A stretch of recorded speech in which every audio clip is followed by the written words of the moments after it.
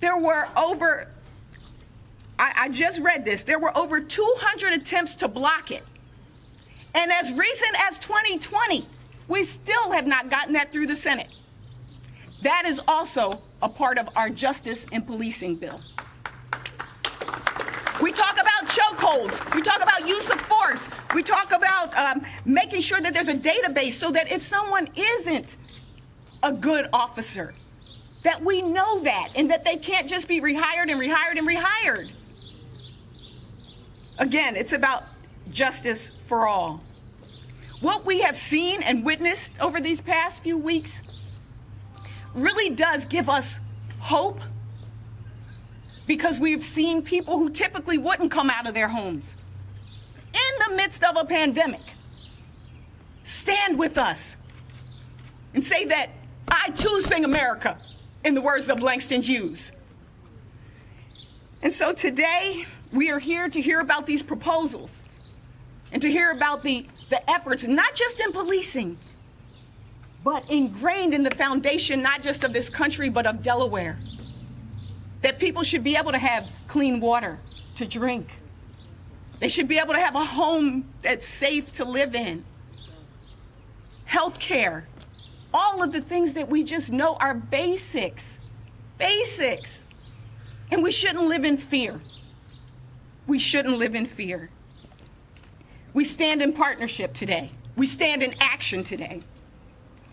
And when I came back from the Middletown demonstration, I remember standing on that stage and chanting, "No justice, no peace." And I thought about the fact that a lot of times when people hear that, they think that we mean if there's no justice, there's going to be violence. But George Floyd's brother just testified before the Senate, in Congress right now, in the House, and said he wants peace. His family wants peace. We want George Floyd to rest in peace. And the problem is, when there's no justice for all of us, none of us are at peace. You can't walk into a room and feel at peace. You can't have a conversation with somebody with realness and feel at peace. So when we say no justice, no peace, we're not calling for burning or looting. We're saying until we are all free, until we all have justice, until we all have love and support each other, like I see behind me, none of us will have peace. None of us will have peace. And so I thank everybody who's standing behind me. I see the governor. I see you. But you see us too, and you have to hold us accountable. That's what this is also about. It's a time right now, it's a sense of urgency that people are feeling, and we have a chance. We have an opportunity. We must take it now. That's what this is about.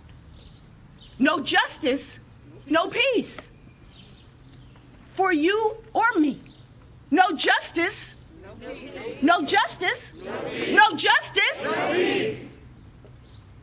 May George Floyd's family, George White, the man who was lynched right here in Delaware, for every single person who are our ancestors, our elders, our contemporaries, our children, and our children yet to be born. We want justice. We want peace. Thank you.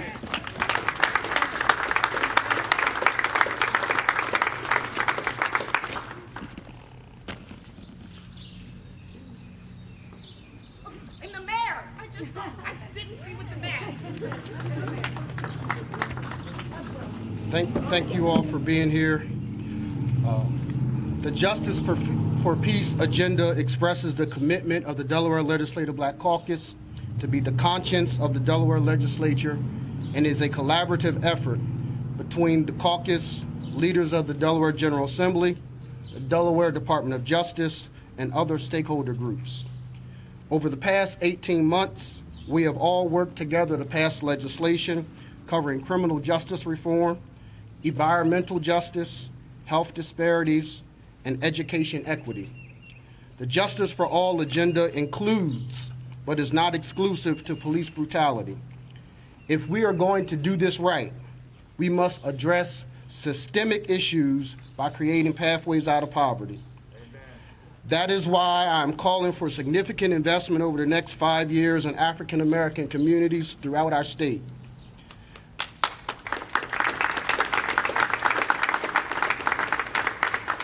Studies show that by 2050, the net worth of African Americans will be $0. That's right, $0.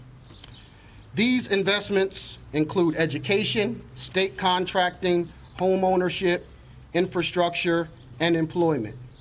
These are needed economic opportunities to provide African Americans upward mobility.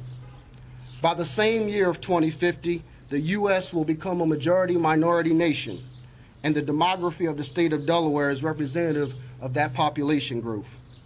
And that is why I'm happy to announce the support of the leadership of the Delaware State Senate and Delaware House of Representatives in support of the passage of Senate Bill 191 during the 150th session of the Delaware General Assembly.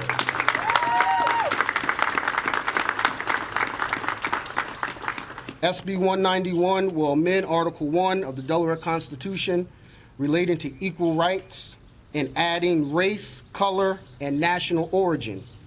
This would be the first leg of the amendment that then must be approved by the 151st General Assembly to become part of the Constitution.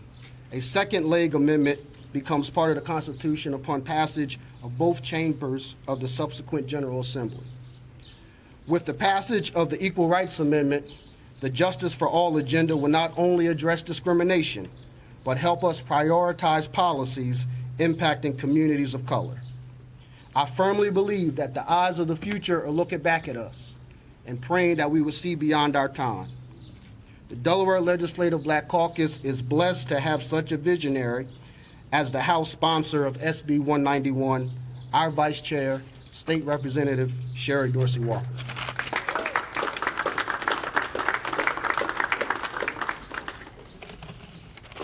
To God be the glory for the things he has done. It is amazing to stand here and have both chambers of the House and the Senate together, the governor, the mayor, the lieutenant governor, the top cop, our attorney general. And what I'd like to do is just share something with you. My nephew, who's 4, he attends St. Elizabeth's, and he asked me, he said, Aunt Sherry, did that cop really do that to Mr. Floyd? And I said, yes. And he said, but Aunt Sherry, my mom and Mrs. Terranova said cops are good people. I said, baby, cops are good people. That was a bad act. Not all cops should be judged by this one particular action.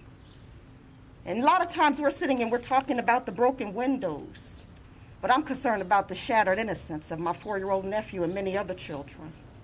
I'm concerned about the broken dreams, the broken promises. And I'm standing here with hope, though, because as Senator Brown just mentioned, Senate Bill 191, I would personally like to take a moment and just thank the Speaker of the House, Pete Schwarzkopf, and Majority Leader Val Longhurst, my leadership, because they have done amazing things over these past few weeks to give us space, but to let us know that they love us. And I would like to just take a moment, turn around, and just say thank you. And I love you. But there's hope for the great men and women of our law enforcement. Body cameras.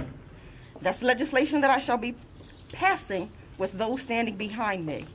See, 2020 is a year of clarity, perfect vision, and the cameras will give us just that. As a filmmaker, I think about the lens and how the lens will be able to shift the conversation, that we can protect both the community and the police simultaneously. The lens will also allow us to see, Mr. Governor, that we have an opportunity to transform all of our communities. We see the health inequalities. We see the economic despair. We see a failed education system. But we have a commitment from our state, our head of state, to shift all 3 of those things that I just mentioned. We have a commitment from you, Mr. Governor, to shift our educational system. Thank you. We have a commitment to shift health inequalities. And we also have a commitment from you about economic improvements in our community. Thank you, Mr. Governor.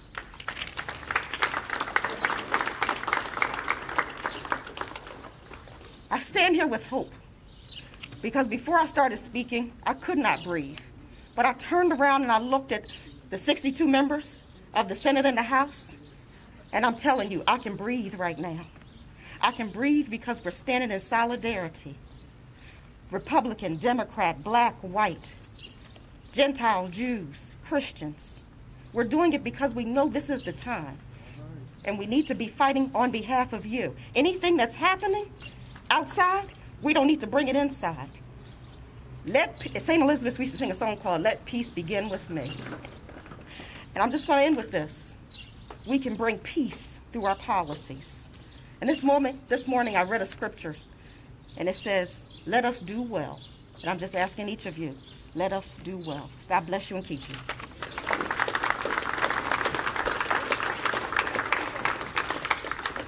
Wait a minute, sorry. I have to introduce the illustrious Kendra Johnson of the 5th District, who is an outstanding colleague in the Legislative Black Caucus.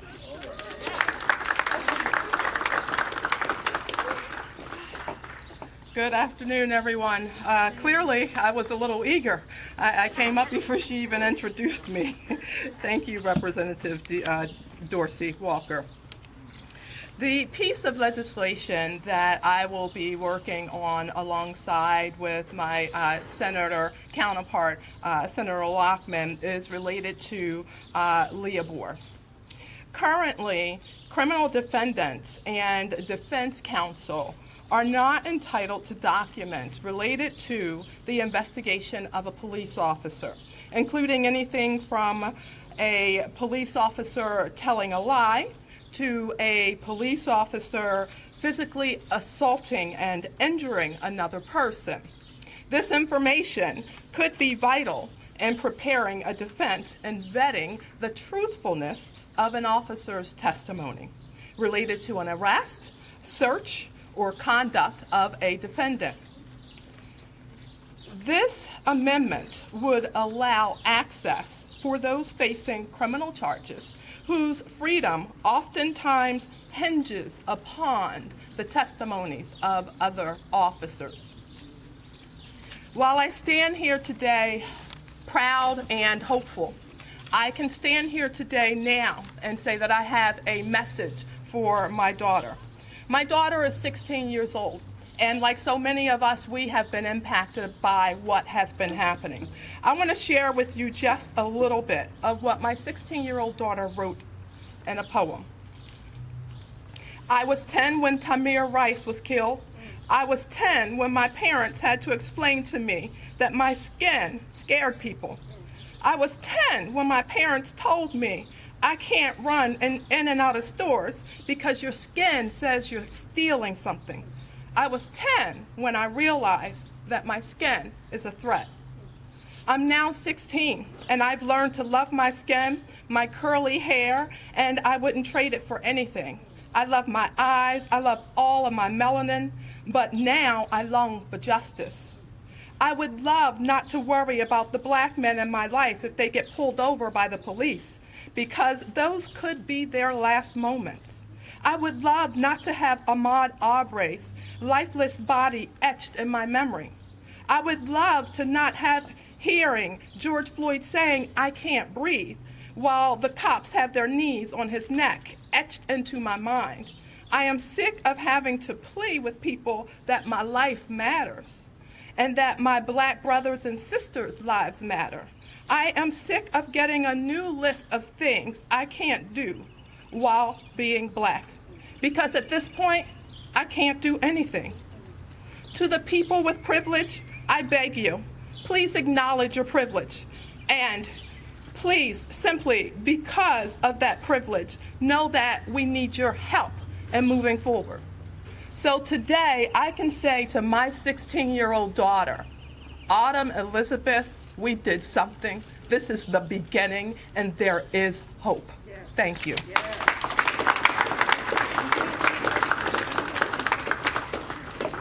Up next, we have the Representative Nnamdi Chukwocha. Nnamdi? I think she's been practicing my name. That was beautiful, exactly.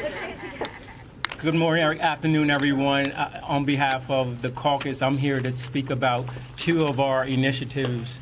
One in which that is directly related to the murder of Mr. George Floyd. As we all know, before him, Mr. Eric Garner. These are just two individuals that we can name quickly off record who were killed by heinous acts of utilizing a chokehold which is not taught in any police academy. Let me start there. So it's illegal from the very beginning. It's not something that officers are trained to utilize. So we wanted the Delaware Legislative Black Caucus will be presenting a bill that will make it illegal, a crime for officers who utilize a chokehold or a similar restraint, which creates criminal obstruction to breathing and blood circulation.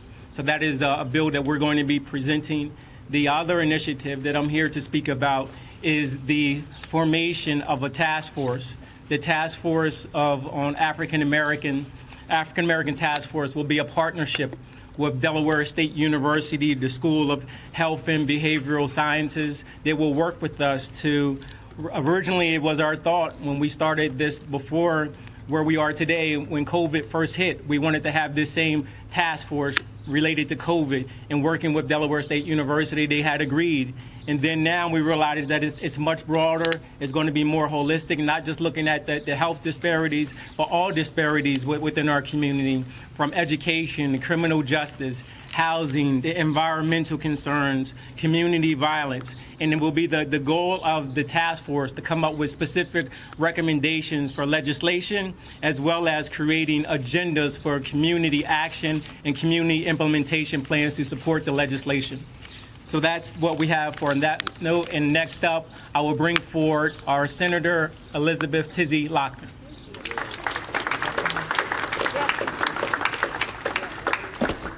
Hang on, let me sanitize here for a second.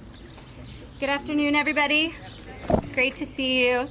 It's been such an overwhelming time for the past couple of weeks, and I think oftentimes it's easy for us as individual legislators to really internalize the responsibility that we have to make change. And I think what today demonstrates is that we are not alone in that responsibility. I'm immensely proud to stand with the Delaware Legislative Black Caucus in advancing this agenda, and I'm immensely proud to stand with all of my colleagues here from our two chambers and from other agency of government, the governor, the mayor of Wilmington, our attorney general, and more, and all of you for being here. So it feels really momentous and really emotional, and I will try to keep it together.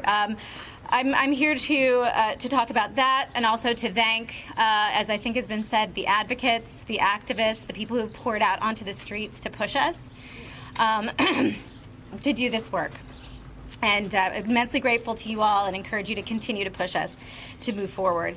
I'm just going to speak a little bit more about transparency and law enforcement accountability. Representative Johnson already spoke a bit about our bill that we are working on to reform LEOBOR, or the Law Enforcement Bill of Rights, as some of you might have heard it called.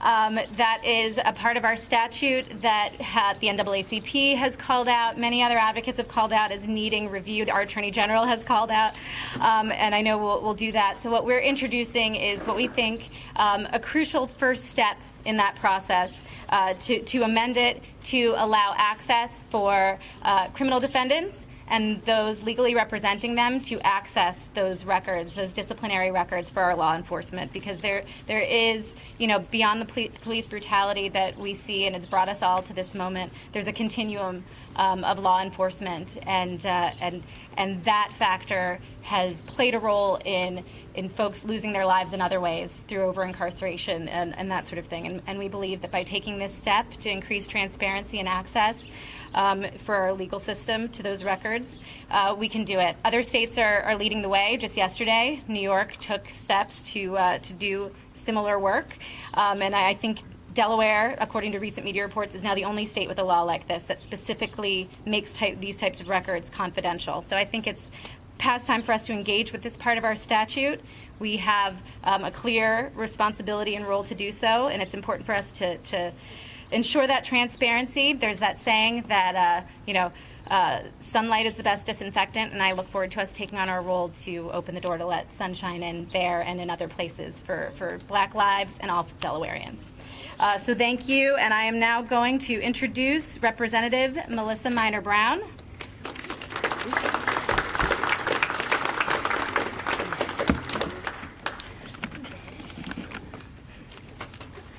Thank you, Senator Lockman, and thank you everyone for being here today. The hardest thing I've ever had to do is educate my son on the current events, my 6-year-old son, and to respond to the follow-up questions and still try to empower him at the same time, but not promise him that he'll never be a victim. Any interaction with the criminal justice system can be life-changing for a child, for anyone, but definitely for a child. That is why I am introducing legislation that will mandate the recording of juvenile custodial interrogations.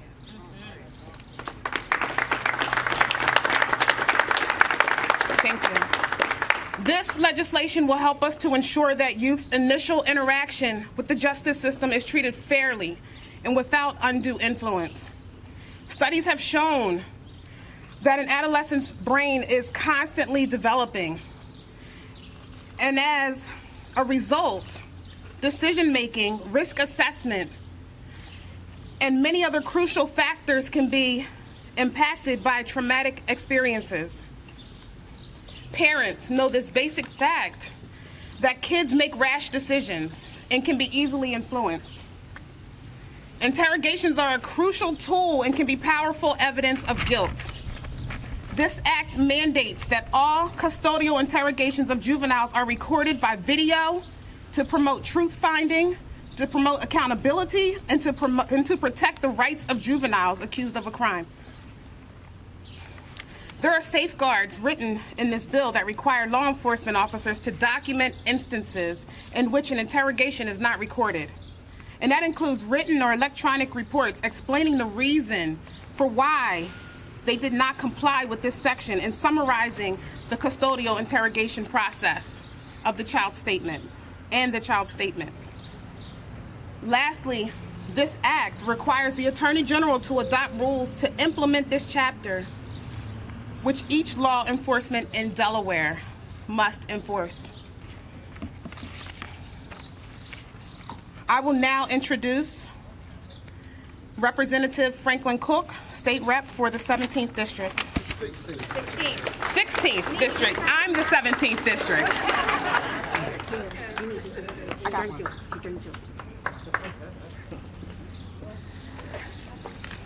Good afternoon to all. I think you all know I was a cop for 30 years. This hurts. This hurts.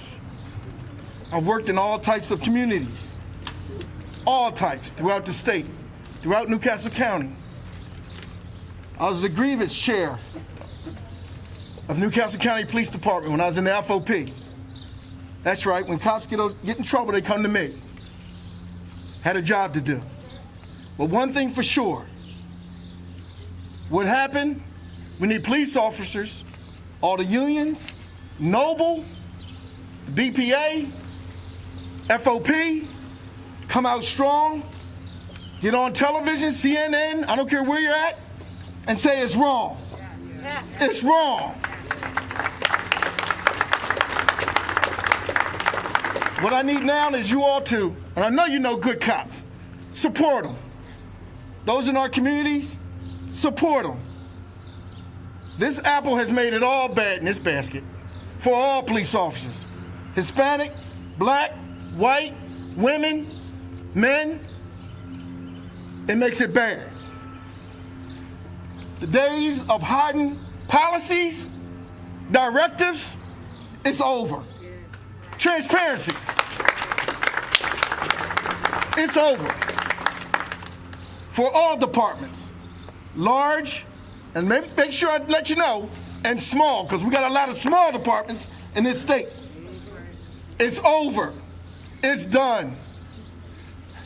top cop here, Attorney General, I got to work with her. Compromise. But we got to compromise for the better and for the future. But one thing for sure, this is not going to be a knee-jerk reaction. This is serious business. We got to follow through and follow up. Everybody, you all got to follow up and follow through. This is serious business. This is going to last in the books for a long, long time. I'm talking about you all that are parents, grandparents, your grandkids, your great-great-grandkids are going to see this. They're going to see this. So I'm going to talk about, real quick, I'm in charge of, no, they're not, juvenile mugshots.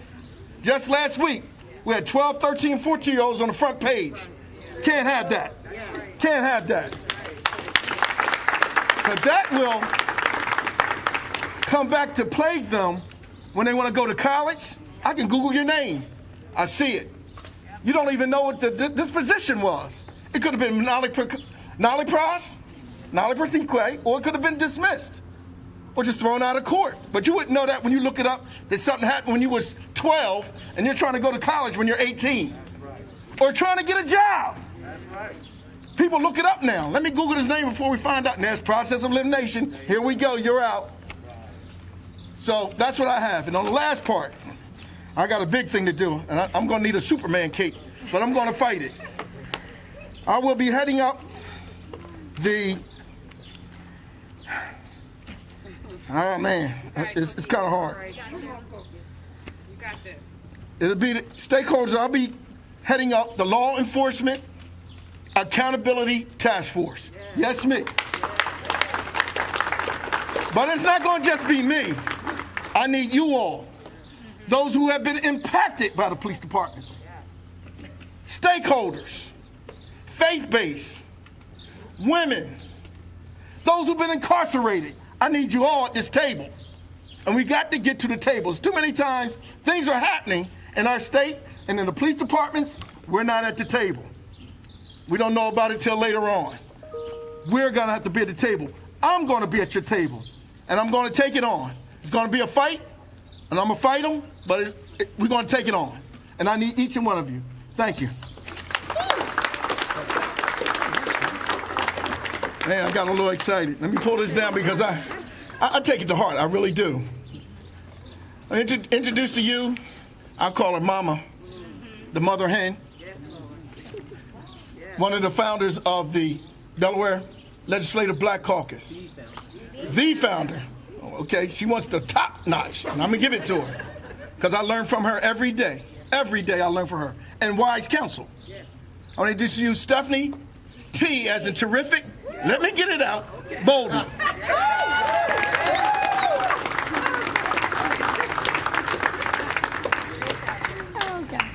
Good afternoon, everyone, and thank you from the mother hen. Okay. Just to summarize some of the things that have been said here today, we have been here to address these same type of inequities and injustices for decades as the Negro, the colored one, African American, Black, Afro-American, people of color. We have endured this throughout history. Hopefully, we will get it right this time. Our caucus has acutely laid out and addressed the Justice for All agenda, Justice for All agenda, which by working with our colleagues that are here on both sides of the aisle, in the House and the Senate, will respond to the urgencies that we ourselves and our constituents have expressed. In epilogue language, we are going to place a request for the African American Task Force and the Law Enforcement Accountability Task Force, which has been mentioned by my colleagues. Today, we rise up again, decades later, with a new generation, which brought about a national unity throughout the world as a result of George Floyd, Ahmaud Arbery, and so many others who have suffered grave endangerments and injustices that have gone forth. In the past, and I've been a product of the past, the 60s, the Civil Rights Movement, we have observed and witnessed change in the inequities among minority races. Some of those, to mention a few: the Civil Rights Movement of 1964, the Civil War, the 13th, 14th, 15th Amendment, Jim Crow laws, decades after Reconstruction, and Congress established the Civil Rights Section of the Justice Department, along with a Commission on Civil Rights. And here in Dover, through the efforts of the former Dr. Allo Plant, we were able to have the Martin Luther King holiday celebrated and here in the state of Delaware as a national holiday.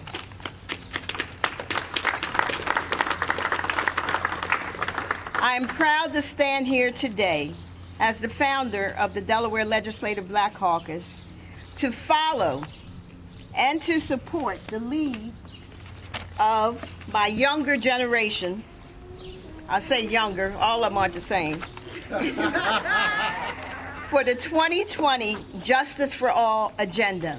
And I ask that this generation going forward with the next generations, that we continue. We cannot become complacent and forget and think that everything has changed or get too comfortable in what we're doing now when the fight always continues.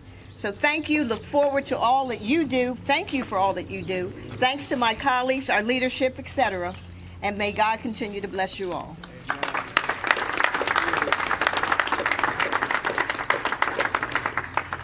Earlier, we talked about Senate Bill 191 and its impact on communities of color throughout the state of Delaware, and what we know the demography of Delaware will look like and how we have to prepare now for the future. And I am happy and privileged to say that this work is supported not only by our leadership, but is a bipartisan effort of Democrats and Republicans. And I'm glad to have with me today my colleague in this black and brown bipartisan effort, our Republican State Senator Ernie Lopez.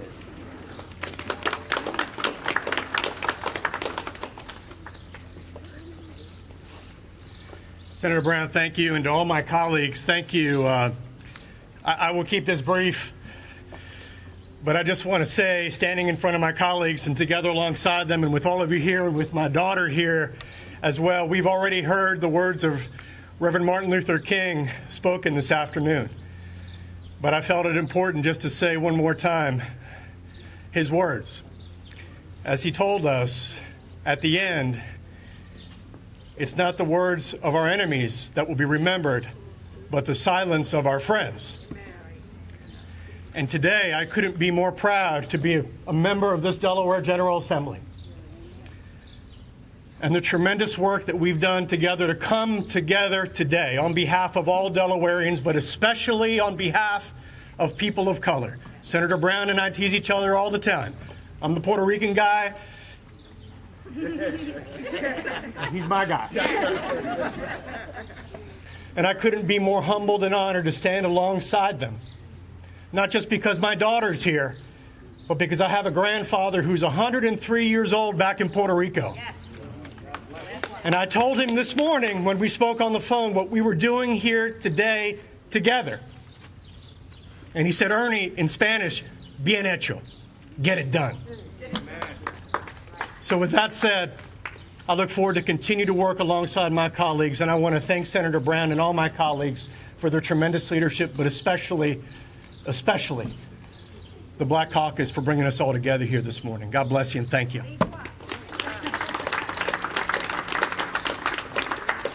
Thank you, Senator Lopez, and we look forward to others on the other side of the aisle joining us as we look forward to passing SB 191 during this 150th session and continue the work and recommendations of the Justice for All agenda as we go into the 151st session of the Delaware General Assembly. Before I recognize some of our great supporters that you've heard me thank countless times this afternoon, I do want to recognize that the president of Delaware State University, Dr. Tony Allen, is here. Thank you, Dr. Allen, for being here this afternoon. And so you have heard me thank them for their support of the Delaware Legislative Black Caucus and the Justice for All agenda. But now you get to hear from them yourselves. And I cannot ask for better partners in this effort then Senate President Pro Tem David McBride, the Speaker of the House Pete Schwarzkopf, Governor John Carney, Attorney General Kathy Jennings, and Mayor Mike Przicki, as they come in that order.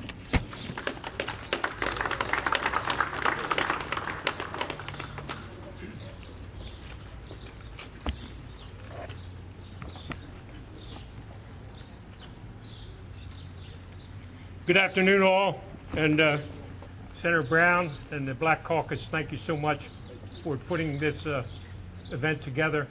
Very important day, and we were going to remember this one in history. I'm honored today to witness the strength and the leadership of Delaware's Black Caucus as they have outlined a pathway towards equality. There are no words to capture the true pain that the black community has endured for centuries and continues to endure as they watch the replays of George Floyd's death and bear witness to instances of brutality across our nation. With each generation that faces trauma and injustice at the hands of institutional racism, innocent lives are lost, communities are devastated, and families are torn apart. Before our society can heal, our country and our state must address the root of these issues, the systemic pillars of our society that allow for such injustice and inequality. And we need to mend the relationship with Black Americans that has fallen victim to brutal abuse by those in power. There's a great deal of work to be done, and I'm here and I'm listening. Though I will never share the black experience, I will continue to serve as an advocate and ally in the state Senate. Let me repeat that. I will continue to serve as an advocate and an ally in the Delaware State Senate. You're welcome. I look forward to continuing to work with the Legislative Black Caucus to get the Equal Rights Amendment passed and to legislation that was previously mentioned and the solutions that were put forth today that will guide our state towards balanced justice and equality. And let me lastly close by telling you that I'm very proud to announce that on June the 16th, the Delaware Senate will meet in regular session, broadcasting virtually, and the first bill on that agenda on June the 16th will be Senate Bill 191. Thank you.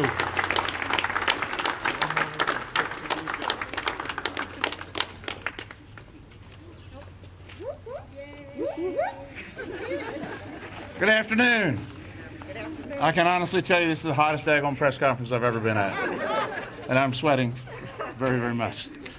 My name is Pete Schwarzkopf, and I'm Speaker of the House. I'm proud to serve alongside all these House members that are here and the Senate members as well, including members of the Delaware Legislative Black Caucus. And I want to thank the Black Caucus and their leadership, Darius and Sherry, for inviting me to speak here today. I've spent a life in public service. Before I was a legislator, I was with the Delaware State Police for 25 years. That's older than some of you who are here today. I wore that uniform proudly, and I did my best to help people and protect the public. When police put on a badge and a uniform, we as a society give them tremendous power. But it is supposed to be limited, and it is not supposed to be abused. I know the way the law enforcement officers should always act, and I'm here to acknowledge that that is not happening today across our country. I put on the uniform to help people, not hurt them or kill them. There are inherent problems in law enforcement that need to be addressed. I don't know how or when that this, quote, us versus them mentality took over, but it needs to end now.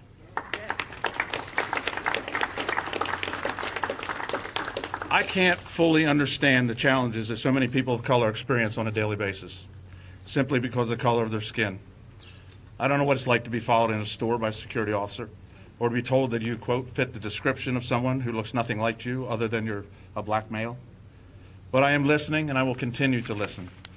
This right here is the moment. This is the movement. This is a time like no other in our lifetimes. We're at an inflection point and have an opportunity to seize this moment and turn these recent tragedies into transformative change. We cannot squander it. We can't afford to do that. I need to address something to my colleagues in the Legislative Black Caucus and to all of you. When you look at our House leadership on the Dem side, you see 2 former cops and the executive director of the Powell Center. You probably think the deck is stacked against any change in law enforcement. I want to rest your consciences and tell you what we will do, that we will do the right thing. We will not excuse what is wrong or unjust. We will not hide behind a badge. We as legislators are instruments for change. We are here to do the right thing for the residents we represent throughout the state. We have your back. Thank you.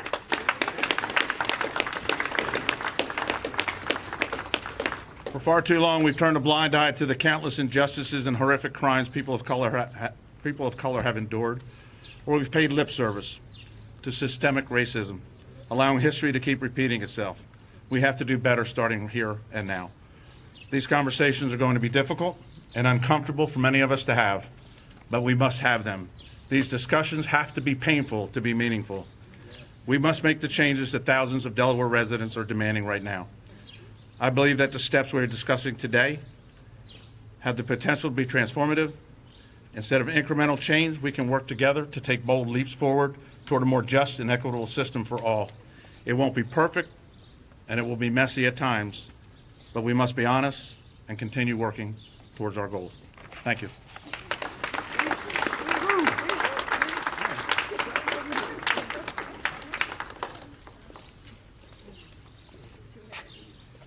Good afternoon. I want to thank Senator Darius Brown and the Legislative Black Caucus for bringing us all together. On a personal note, I want to thank Senator Brown for his advice, his counsel over the last couple of weeks, standing beside me where we had difficult decisions to make. I'll never forget it, and I'll always be alongside of you. There are times for leaders to talk, and there are times for leaders to listen. I've been doing a lot of listening over the last couple of weeks. And what I heard today, and I thank the members for sharing their very heartfelt stories, pains my heart. And it's a pain that's rooted in the anguish and the pain of the people that I work for in our state, that they've experienced over generations. And I've listened to the young people. Kobe Owens was here, who led the march in Wilmington over the weekend. I want to thank Kobe and all the organizers for the way the march came off, for getting us focused, and for your relentless attention to change. And that's why we're all here. The march ended, as I understand, in an incredible way.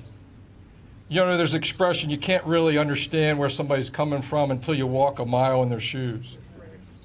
And I've used that as a guide through my public service to try to have compassion and understanding for the people I work for, the people that I represent. And if you know how the march ended, there was a negotiation at the end between Chief Tracy and leaders of the march. Chief Tracy was trying to figure a way to close it down for folks to go home. And somebody came up with the idea that let's walk together for 8 minutes and 47 seconds. Let's walk together for 8 minutes and 47 seconds. It was symbolic for sure for me, but it was Chief Tracy and the leaders walking together for the period of time it took on that chokehold in Minneapolis.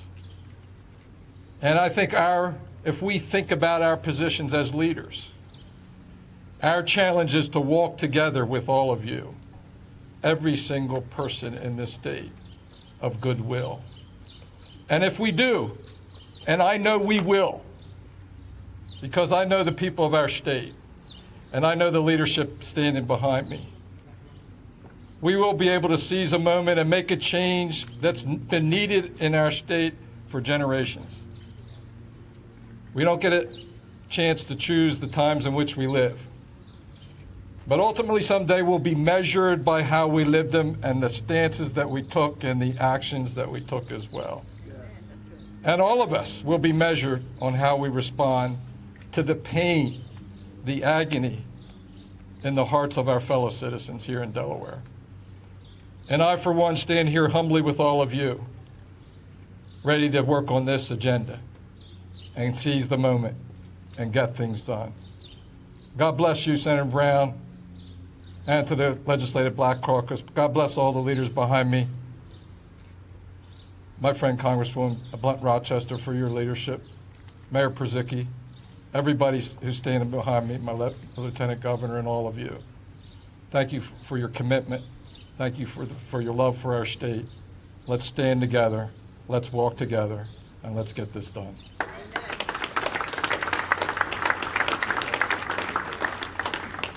Before the Attorney General comes, I know we've been here a while. We're going to hear from the Attorney General. Then we'll hear from Brendan O'Neill, and then we'll hear from Mayor Przicki.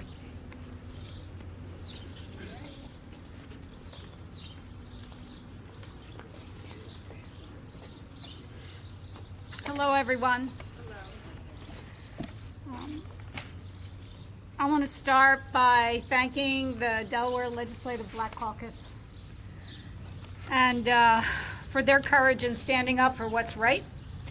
I want to especially thank Senator Darius Brown, who's been there each and every day following the murder of George Floyd and who has exercised outstanding leadership. Thank you, Senator.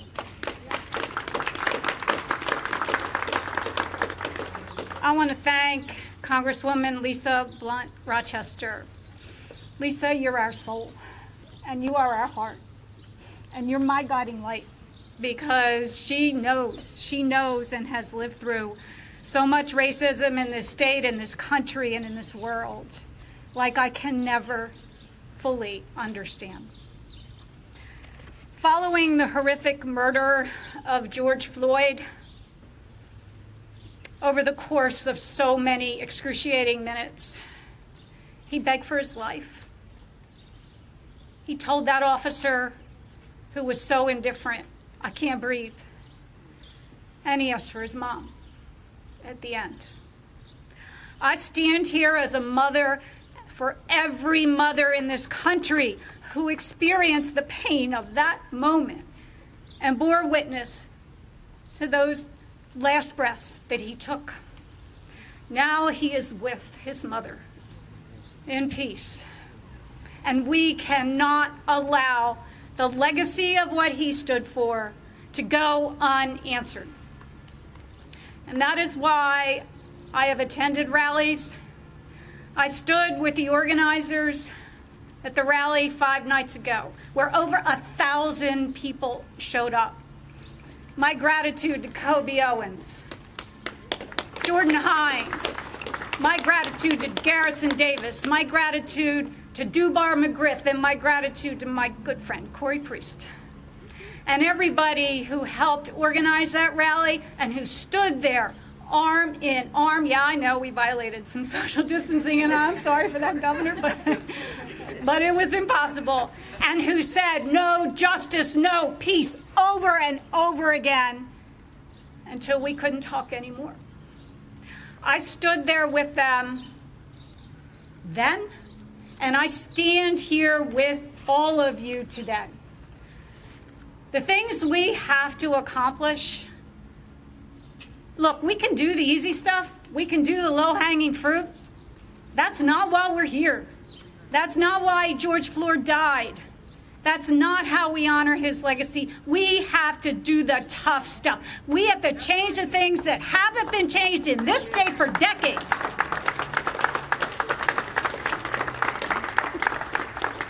I support the agenda of the Legislative Black Caucus. I support the request by the NAACP of Delaware for change.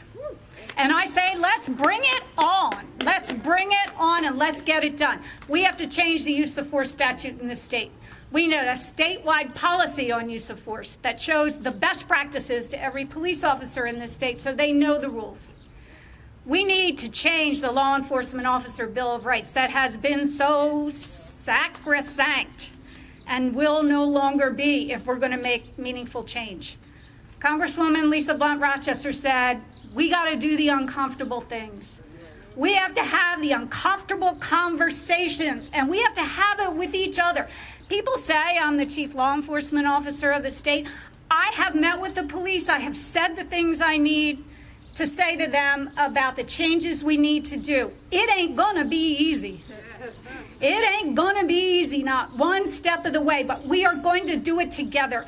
I want the police to be trusted by every citizen in this state. I want them to understand what police officers go through, but I want police officers to understand what our citizens go through and the pain that they feel and the injustice that they feel, because it's been 100 years, 200 years, 300 years since the 1600s in the making. And so change will not come easy, but I feel a sense of urgency to make sure that this moment doesn't go without the deep-seated changes we need in this state. And I am so grateful to everyone who is here today. Thank you so much, and thank you, Governor.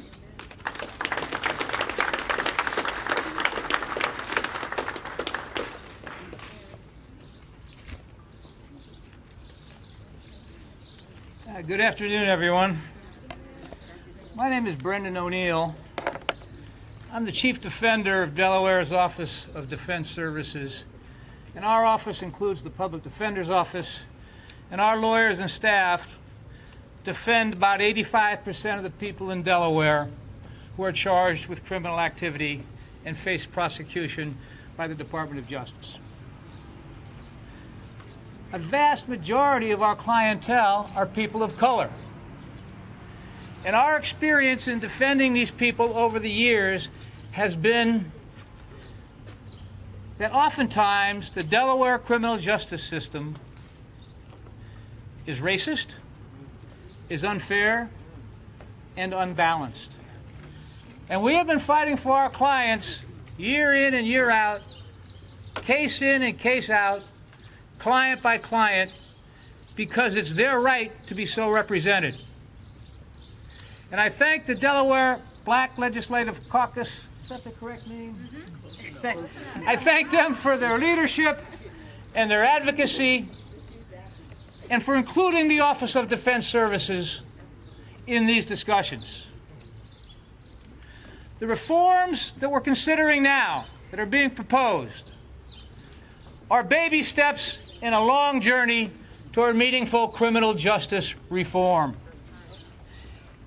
Our lawyers have seen that people of color are often at a big disadvantage the moment they experience police contact. And that disadvantage often persists throughout the entire shelf life of that case and that client's journey through the criminal court system. We have been on the front lines, our lawyers and our staff, we've been on the front lines fighting this battle for years. And we commend now and recognize that now is a moment. Now is a moment where we can change some of these rules that are slanted in favor of the prosecution. We can change some of these rules that have resulted in a disproportionate impact on poor people and community of color. So I salute the Black Caucus for their efforts. I pledge my support to the things that they're doing. And I thank all of you for supporting them as well. And I look forward to working with the members of the Black Caucus and the General Assembly. And maybe we're going to get some things done this time.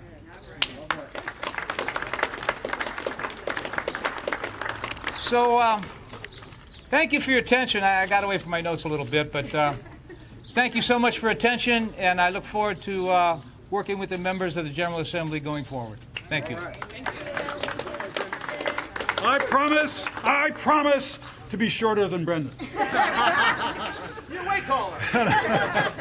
Darius gave me one of these signs. I'm Mike Krasicki. I'm the mayor of Wilmington, and I'm so very proud to be here. I know I'm invited here as mayor, but I hope when it's all over that I'll be invited as friend. Anybody who wants to know how I feel about this has just got to pick up the News Journal and take a look what I wrote last weekend. I said America is facing a long overdue reckoning with its past, that its rationalizing and compartmentalizing of racial issues has gone on for far too long. And that's what I think we're seeing today. My colleague, Hanifa Shabazz, President of Council, is here with me. We are so very committed to building a just city in Wilmington, and that means so many things. I just want to say one thing. I was 23 years old in 1968. I know I look much younger.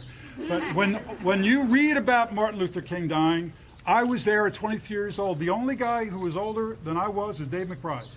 And it was a horrible time. It was a terrible time. You felt like the ground was shaking under your feet. And that's how I feel today. I feel today that everything is changing in a way that we couldn't have ever anticipated. But I have to tell you, I think something good is coming out on the other side. I believe that in my heart. So let's all work together. Lisa said it best. It's not just about police. It's so much more. You know, I said the other day, you can't love somebody you don't know. We have to spend time getting to know one another and working together. God love all of you. Thank you. I need to fix a mistake that I made, or else I'm in a lot of trouble. Number one, to all the members of the General Assembly, I appreciate you being here. I am very, very honored to be the Speaker of the House for all of you guys. It is just heartwarming to see all of you here. I did receive calls from Representative Bennett, Representative Carson, the House Minority Leader Danny Short, as well as Tim Dukes. All of them wanted to be here, could not make it. I told them that I would tell you that they are with you in heart, spirit, and mind. Thank you. Thank you. Thank you all for coming. Justice for all.